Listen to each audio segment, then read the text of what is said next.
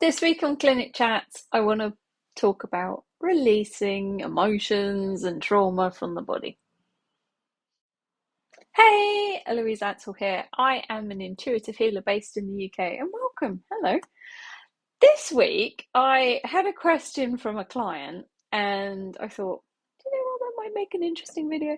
So she was asking me about when she feels like she's releasing trauma. So she was on a course and doing some fascial release work. And then she gets a cough and a cold, and she's like, "Is this normal?" And I'm like, "For you, yeah." So I thought this would be interesting to talk about. So, a lot of us, our bodies are clever things. They will find a way of getting crap, as a technical term, out of the body. Now, when we're releasing, we might be releasing physical gunk, like cells might die and those cells, the dead cells need to be cleared out.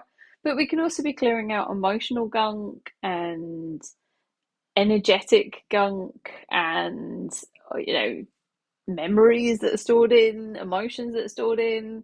There's a lot of weird ways that we store stuff in the body that we don't think about because it's not kind of physical. But over time, this like emotional stuff builds up and up and up and can actually stop the flow of energy through an area. And eventually, we will get stickiness physically in that area and it might stop moving as well. So, this is why our flexibility can kind of get out of, to start to degrade or get worse. A lot of the time, it's because we've got gunk in that area. So she was doing some fascial release, which is a nice way of just like releasing and clearing the body. And obviously that's not the best example, but it still released something from my shoulder.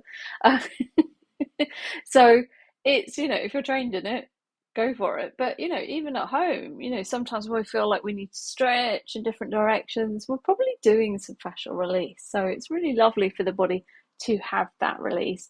You can get a massage, that's another way of releasing.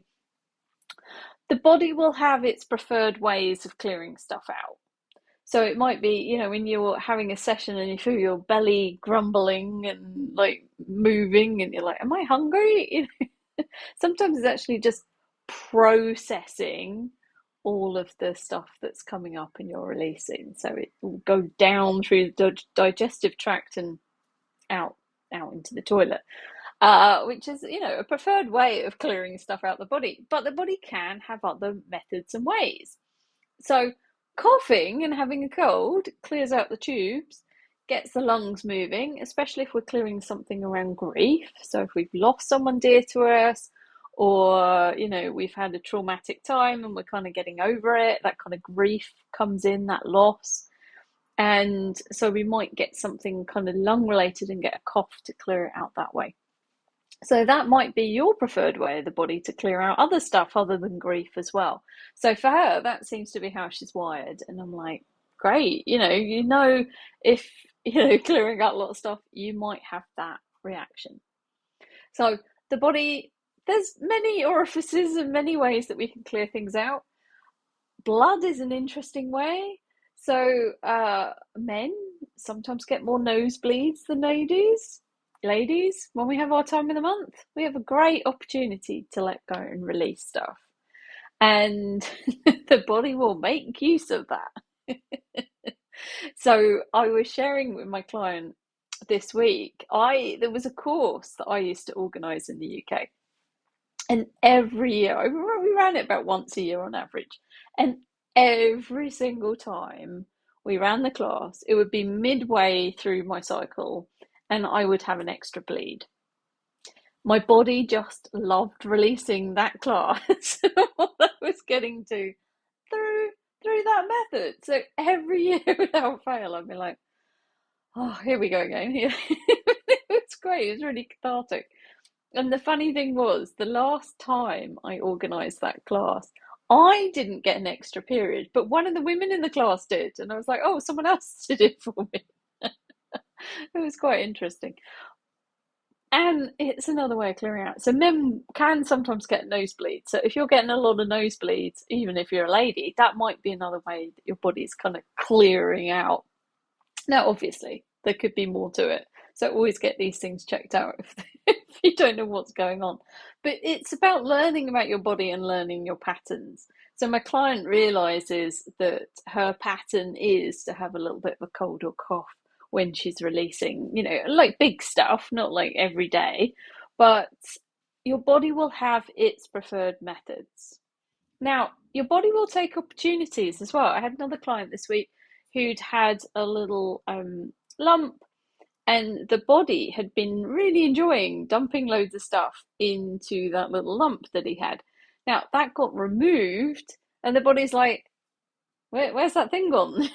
It was still trying to send stuff there. So, you know, the body will take every opportunity it can to clear it out. So I had to remind his body that and tell it that the thing had gone now, and it needed to find a different method to clear out the crap. So it's been a bit of a theme this week in clinic, but I think it's really wonderful. Our bodies are amazing. They know how to take care of us. They know how to clear out the crap. We just have to be an allowance and come from compassion, empathy, and love for the way they choose. Might not always be our favourite method, like having an extra period in the middle of the month. It's like not always my preferred choice, but I know I'm clearing certain stuff if that happens, and just being an allowance of it, going, hey, well done, body, this is great, we're having a clear out again. And celebrating it instead of fighting it and making it wrong and judging my body for it. It's like, it's just the way it wants to work. So being an allowance of your body and allowing it to get on with whatever it needs to do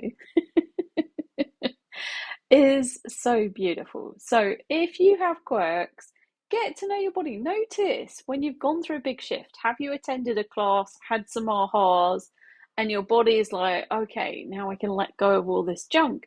It may have a new way every time, but it might have tendencies. So celebrate them and get to know them, because then it's not so, in your face when it happens and you're like, has this happened before? Like, we need to pay attention. No one knows our bodies better than us.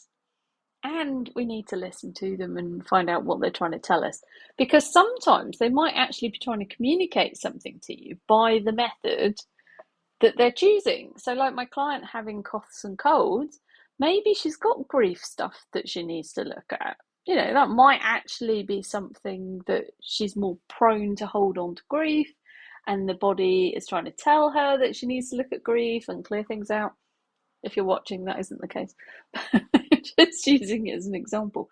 Like, your preferred method may actually be a little clue as to how you could process things more effectively for you. So if she actually sat down and looked at her grief and noticed, what have I let go of? What am I upset that I've had to let go of? Grief isn't just about losing people. As I always say, I've got a few videos on grief, so go and watch those if you're interested in it.